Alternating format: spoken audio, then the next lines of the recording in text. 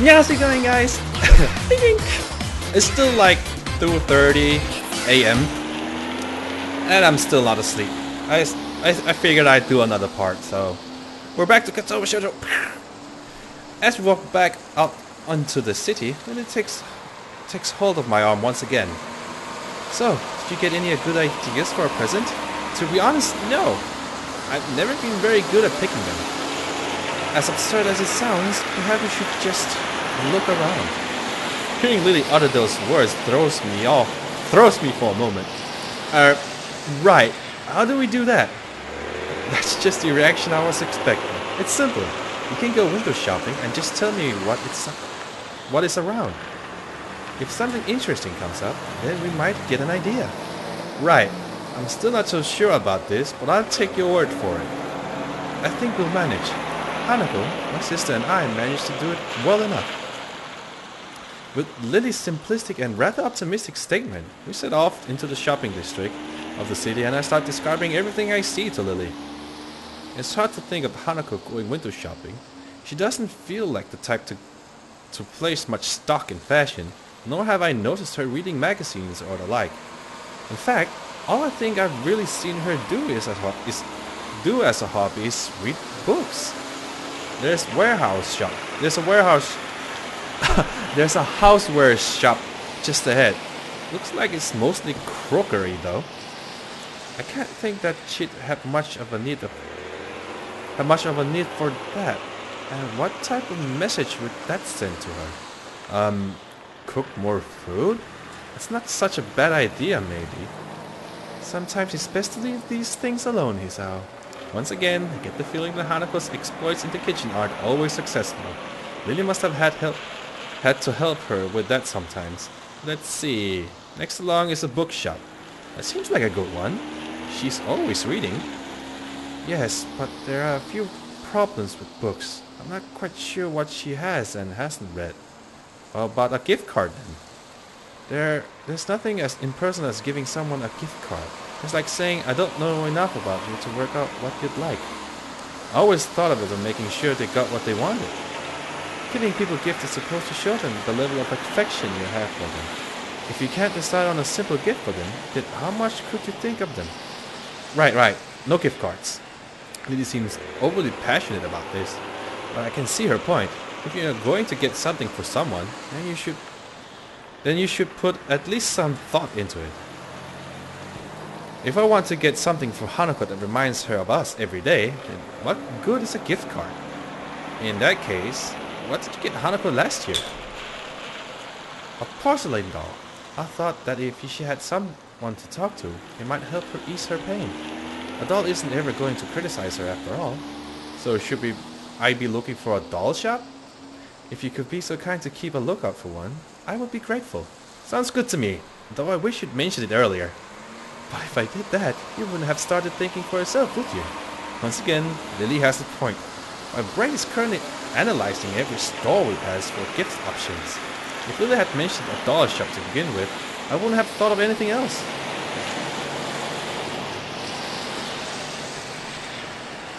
We wandered through the city street, but seems unable to find anything that resembles a doll shop, or anything that I could consider a fitting present. The simple act of searching is starting to clear my head. The events of last week are starting to fade away, and I'm looking forward to giving Hanako her gift. If I can find one, that is. This is hopeless. How about we be able to find something in the city for sure? And I'm sure we walked down this street at least once before. That almost sounds like you're giving up, Hisao. I'm not, but it's a lot harder than I thought. Try not to be so restricted in your thinking. Maybe you should actually go into some shops and have a look around. That might work. I've never really been any good at window shopping. Lily and I circle around the city streets once more, this time popping into stores that catch our attention. In the end, though, nothing comes up as especially appropriate. Hanako's tastes are often quite hard to pin down at the best of times, thanks to her intensely private nature.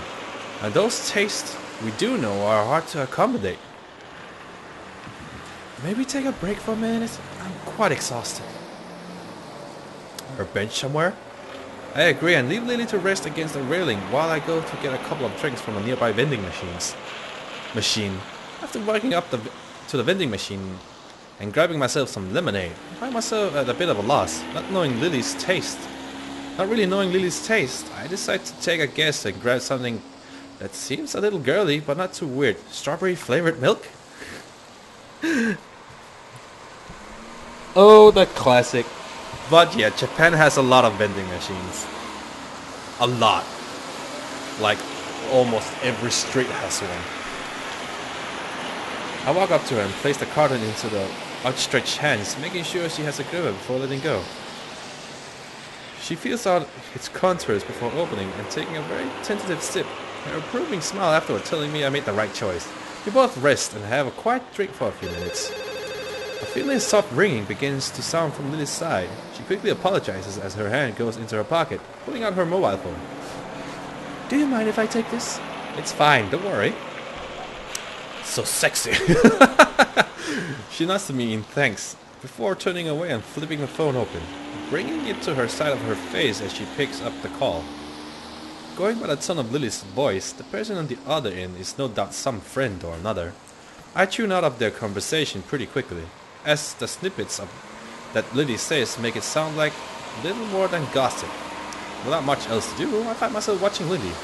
She really is a pretty girl, which would hardly hurt her popularity in school. It's interesting just how much Hanako and Lily contrast with each other, in both personality and appearance. For a few minutes, I just lean back and drink, watching her. Before long, Lily says her goodbyes to the person she's talking to and hangs up, placing her phone back in her pocket and leaning back against the railing as before. Sorry, just a friend from class. I take one final zwig from my can before throwing it into the bin. Lily gives me her carton to throw away soon after, finishing it off relatively quickly. You seem to have a lot of friends. Oh, Lily waits for me to continue, her interest piqued. I was just thinking that you and Hanako contrast really heavily. It's hard to imagine Hanako doing a lot of the things you do, or knowing the people you know. You seem to think about Hanako quite a bit. I don't know, it's just... she's mysterious, I guess. I kinda want to know more about her, which isn't that easy. It almost sounds like you're doubting your relationship to her. I don't think it's that. I just want to do more for her. Being her friend and all, I don't even really know how she sees me. This statement seems to interest Lily quite a bit. I wonder if Hanako said anything about me to Lily during their conversations. I'm about to ask what's on her mind as she picks herself up from the railing. Shall we be off then? Her voice and expression show that she's playing games with me. Lily knows damn well that she's leaving me hanging. With a sigh, I pick myself off the railing as well and have a brief look around. We have stuff to do, so I'll just try to get back to her about this later. Tucked in between a newsstand and a convenience store is a small shop. The sign above the door reads Othello's Antiques in decorative English script. It would be easy to miss if we were walking along the street, but since we're stationary and I'm purposely looking around, it's just noticeable. Say, Lily, that doll you got, Hanako, was it new? Well, yes, but I'm not quite sure I know what you mean. I think I found our shop. It's across the road. Oh, what is it? Some kind of toy shop? It's an antique shop. I think it's probably going to be our best bet. Really? I didn't know we even had one of those near here. Neither did I. I missed it the first time we went by. It's pretty well hidden. Well then, it can't hurt to check. Inspired by this new find, we quickly dust ourselves off and head towards the store. Lily's hands finding its way to my elbow for guidance. The store has a strange, musky scent to it. The layout is more like a garbage than a store. Things are strewn around the floor without any immediate semblance of order. The shopkeeper gives an almost bored look through his particularly small eyes. His face looks weary and tired, and his dress style is distinctly anachronistic. It gives us a polite nod of welcome before going back to his book. Welcome to this antique store of England. Well, not really England. It didn't mention. It just said that they had the English-styled title script.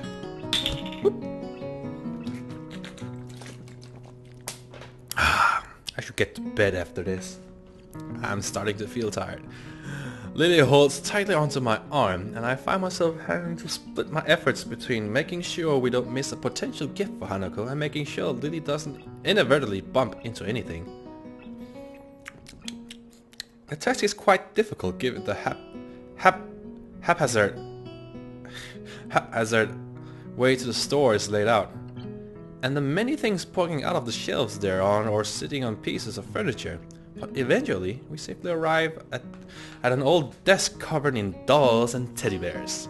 I think this is the right place. There's pretty much every kind of doll you could imagine here.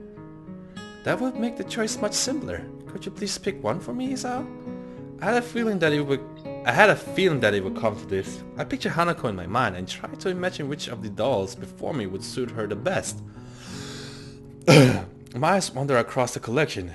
Each one is as exquisite as the one before it. The sheer number of stars is boggling, but eventually one catches my eye. My nose is itchy!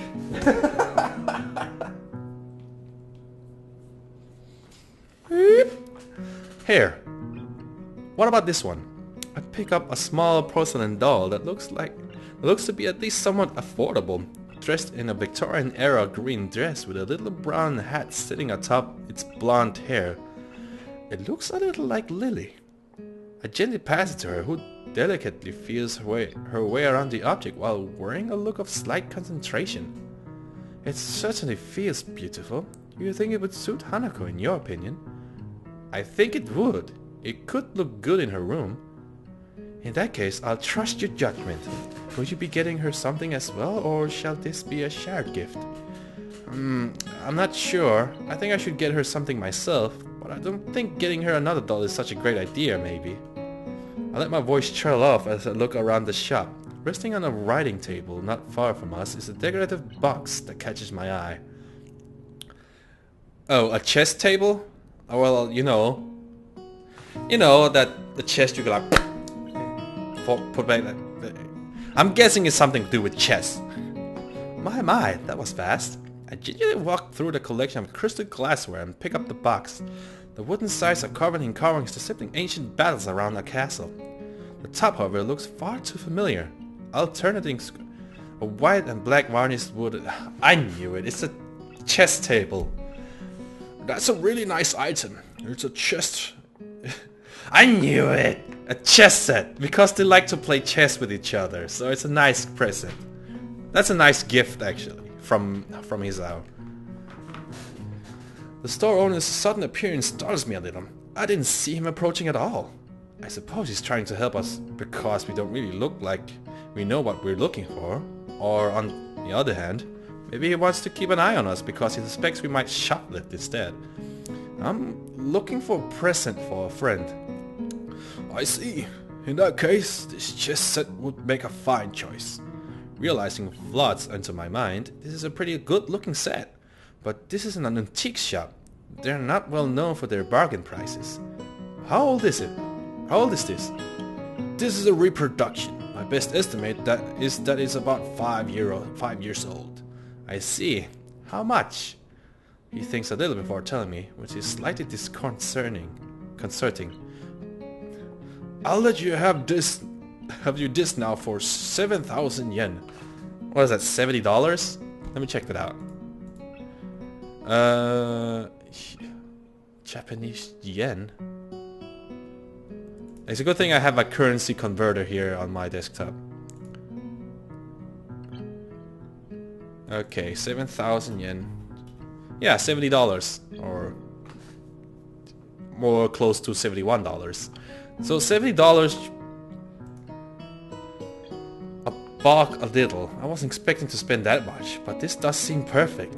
Then again, maybe that's a testament to how well he worked out how much he could make me pay. Couldn't make it 5,000? 5,500, no lower. I'm sold. Oh, we'd also like to get that doll. The store owner looks over my shoulder, focusing on Lily and the doll in her hands. His eyes narrow and he visibly takes a moment to switch mental gears. In the process, his smile drops slightly. Ah, I guess that means that not everything in his story is a reproduction. Are you quite sure that you want that doll, miss? I trust my friend's judgment. I see. Oh, no offense. None taken. If you can please wrap it for me, it would be appreciated. Yes, of course, but it is 20,000 yen. Lily reaches into a purse and presents a crisp-looking 5,000 yen notes. 5k yen notes. Here you go, 20,000 yen. What is that, $200? The storekeeper dutifully takes them and the doll and proceeds to the counter. I take Lily's arm to guide her there. Are you sure about this? It's okay, I have the funds I need. As I said, I trust your judgment. I feel a little guilty on two fronts. Firstly, because Lily has just spent a lot of money on my recommendation. And secondly, because I have a feeling the value of my gift isn't high enough. Nevertheless, Lily does seem to get somewhat awkward whenever the mention of money comes about. I hand the shopkeeper my present and the money for it in turn. He puts the cash into the register before busying himself with wrapping the doll and repeating the process on the chessboard. Eventually, he finishes the gift wrapping and hands us both our presents. Please be careful on your way back, and do come again. Thanks. Indeed, thank you very much. The store owner bows deeply to us as we leave. Well, it did take us all day, but we found something in the end. Is it recording? Oh, yes it is. That again. Now that the presents are wrapped, I'm feeling a little impatient to give them to Hanako. It's a common reaction to buying gifts, wanting to see the reaction of the receiver as they discover what it is. And part of me wants to return to Hanako, just to confirm her condition with my own eyes. So, should we head back? Let's. We've done a lot of walking today, so I shan't mind taking the rest back at the dormitories. Lily's right. Now that the need to find a shop is over, my legs are feeling quite tired. Well then, back to the school for us. I'm looking forward to resting for a bit too. Lily holds out her arm, and I link mine with hers. Together, we make our way back to the bus stop. I catch. I knew it. Okay, 5 more minutes. Muto reads equations and formulas to us one by one, in his usual, unenthusiastic monotone, directly from the book. It's possible that he might be excited about what he teaches us. Sometimes he can display an awkward spark of passion for it, as if he's starting to get into the material. Most days, however, I like this one. What we're covering is fairly simple, so I find it increasingly difficult to keep my concentration on him. It's not too long until my legs begin aching again, which only makes it even harder. I'm almost starting to regret walking around the city yesterday with Lily. Since leaving the hospital, I've done very little physical extortion. Walking to and from the local corner store hardly counts, despite Emi's attempts when I first arrived in Yamaku. I've largely given up the idea of ever returning to my old level of fitness. I have little doubt that that's why walking around town for so many hours has made me quite so sore. It's depressing, and it reminds me of one thing that I can't do since my heart attack. It makes me feel pathetic. Now, Ikesawa. It's odd for Muto to ask Hanako a question, but not unheard of. She quickly jumps to her feet, a little startled, and immediately pins her eyes onto him. She knows that Muto's calling on her is rare, so all eyes in the classroom are going to be on her. This way, she doesn't run the risk of making eye contact with anyone else. But yes, in this particular example of redox reaction, the combustion of methane reaction actually produces one more product that it is listed. The product is redox methane reaction? I'm not really sure what he's talking about. Even though it's a softball question, she timidly waits a bit before answering, biting down slightly on her lower lip as if to keep her concentration. Heat? Well done. This is an exothermic reaction, with the reaction giving more heat than is put into it. Receiving a nod from Muto, Hanako takes her seat once again and gives a relieved sigh. A shaky start, but it's something. It'll be nice to take her out for her birthday, somewhere different from the usual isolation of her room and the tea room. With the progress she's made until now, I don't think she'll have much of a problem going to the city. Right then, for the remainder of this class, I'd like you to work in groups of 3 or 4 on the problems in chapter 12. I'll be here if you need me. Ah, my nose. My nose is itchy. Muto sits down behind his desk, pulls some loose sheets out of the folder and starts on some kind of paperwork on his own. I thought teachers were supposed to do that kind of thing after class, not during it. Regardless, I look to my right to pick out someone to form a group with, giving the 2 smiling faces hovering near mine. I don't think I'm going to get much say in the matter. I suppose we have a group then. Hit-chan, you want to work together? Okay, that's great. It's really been a while. The class begins the process of noisily shuffling the desk around, with Shizune doing the same as she puts hers in front of mine. She's a little lucky to not be able to hear a din of the classroom, which is loud enough to cause some discomfort. Truth be told, working with Shizune and Misha is probably a good outcome. Shizune and I are pretty good at this subject, and Misha has really nice handwriting. There's a ghost! It's a ghost behind you! Oh no, it's obviously Hanako. As I look to Misha, I notice a tall figure behind her. A shadow catches Misha's attention as well as she turns to face the dark-haired observer. Good afternoon, Hanako! Hello? She's finally...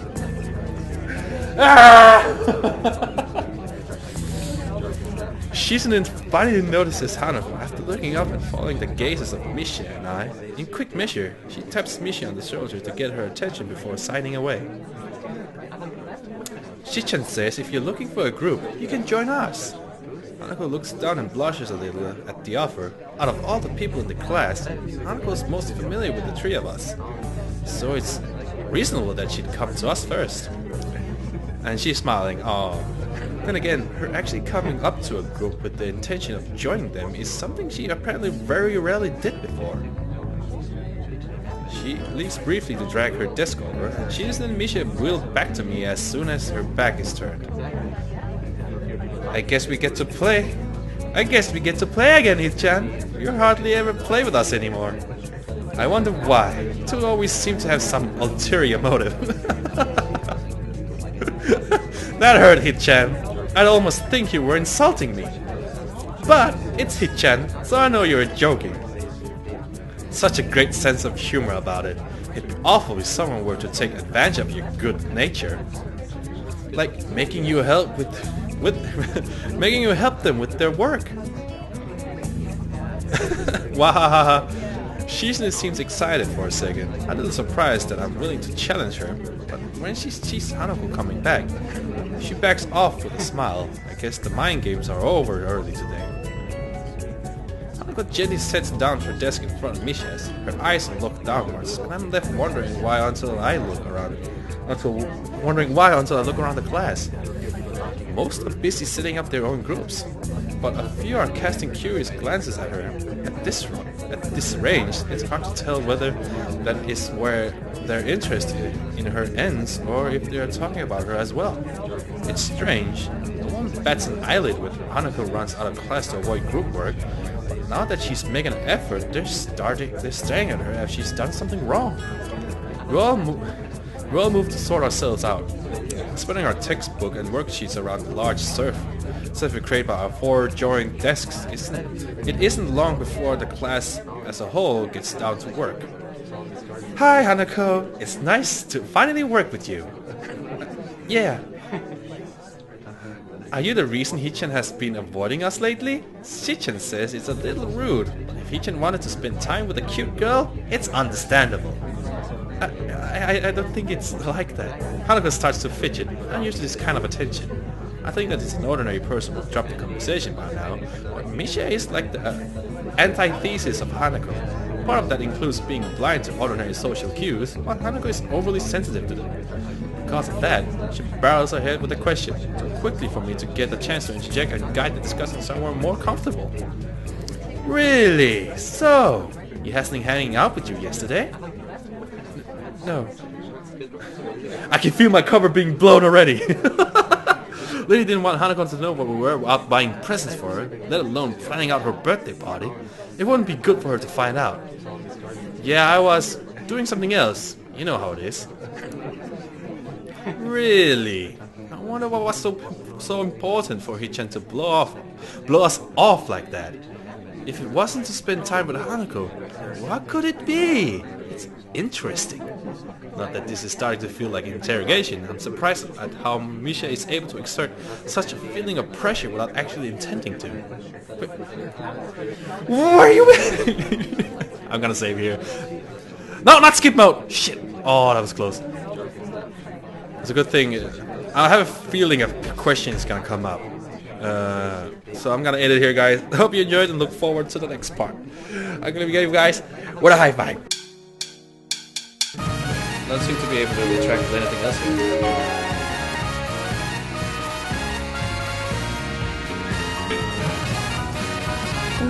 Ah!